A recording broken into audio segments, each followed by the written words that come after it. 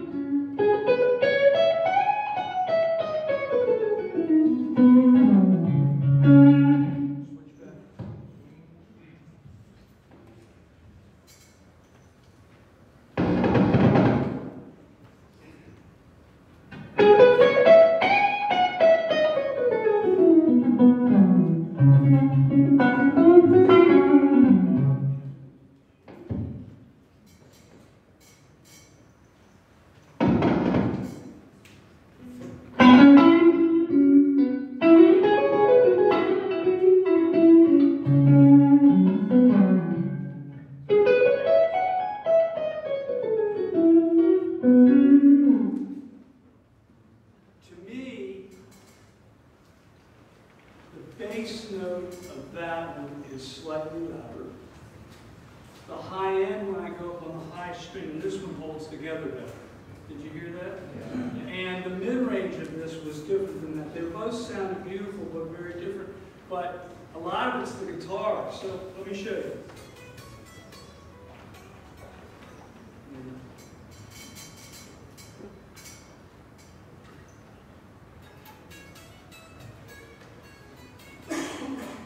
But the acoustic tone makes no difference whatsoever. I mean, you can hear it in the guitar. All right, so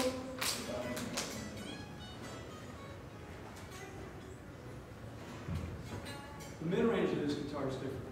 So to me, that was one of the most difficult things I ever did, to get that stunning sound in these things right off the wall. That guitar is what, how much money? $1,000. And how much is this? $2,200? You got a credit card? Huh? Already got one. Get another one.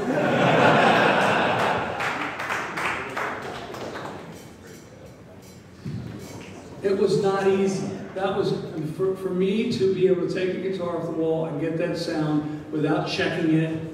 Now, I will admit that's the same guitar we took off the wall earlier today. But it's not like I went through all of them to find the best one. We just grabbed one. And to me, if you have one, you know exactly what I'm talking about. I'll tell you a story. It's funny. I was at a store called Rainbow Guitars in the Southwest. And a guy named Harvey Moltz runs it. And there was a guy in the back slagging me so bad, it was awful. I can't believe I'm here. This is a bunch of fun. This guy's awful. I hate PRS guitars. I don't even know why I'm in this room. He was slagging me so bad, and I didn't know, and my mother was there. And there was a guy who was a friend of mine next to him, who was a 2-star admiral. Admiral Don Gabrielson was sitting next to him, listening to all this crap. And finally somebody said, Do that, Paul. Plug the Silver Sky, and we want to hear what you're talking about. And I plugged in the Silver Sky, and that sound came out. And the guy in the back went, oh, shit. And he bought the guitar. Because he knew what a 63 bass pickup sounded like, which is the year that all these rock stars gravitate to. Because that's the one that has that gorgeous tone. And as one of the, you know, as many knives in my back that he stuck in me while I was there, the one thing he did understand is that was the sound that he wanted, and he bought the guitar, which I think it's a great story. I don't have a problem with it.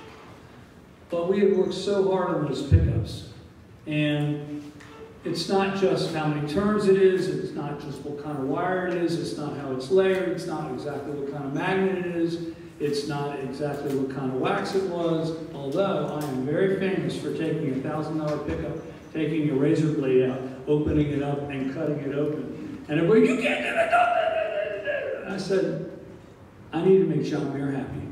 And I don't care how much that cost me.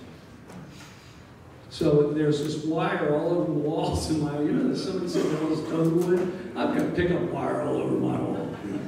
So did I answer your question? Yeah. Yeah.